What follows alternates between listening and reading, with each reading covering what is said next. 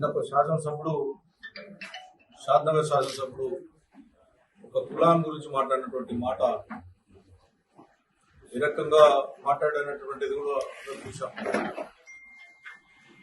ఈ కాంగ్రెస్ పార్టీ వచ్చిన తర్వాత ఈ కులాల మధ్యలో చిచ్చు పెట్టేటటువంటి ముఖ్యమంత్రి గారే బాధ్యత.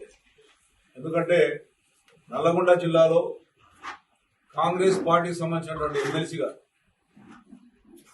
ఏదైతే రెడ్డి వర్గానికి సంబంధించినటువంటి రెడ్డిలను ఏ రకంగా ఇబ్బందికరంగా మాట్లాడిందనేటువంటిది కూడా మన కన్నాలు చూసాం.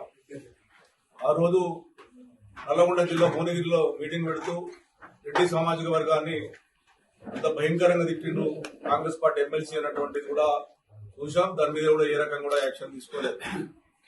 దాని తర్వాత మందకృష్ణ మాదిగ గారు చాలా పాపం, నాకు తెలిసిన మటుకు నేను చిన్నప్పటి రాజకీయాలు ఉన్నాను.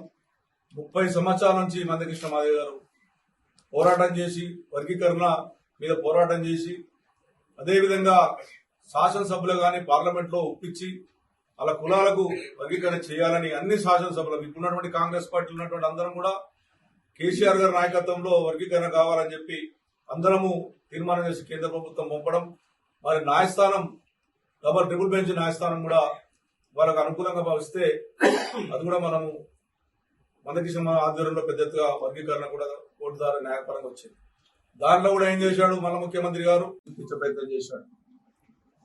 బర్త్డే నాడు ఏదైతే రేవంత్ రెడ్డి బర్త్డే నాడు మేము కూడా విషయం చెప్పాం. మా కొలీగ్ కాబట్టి మేము ఎప్పుడు పనిచేశాం కాబట్టి ఒక ముఖ్యమంత్రి అంటే రాష్ట్రానికి తండ్రి లాంటి ఉండాలి.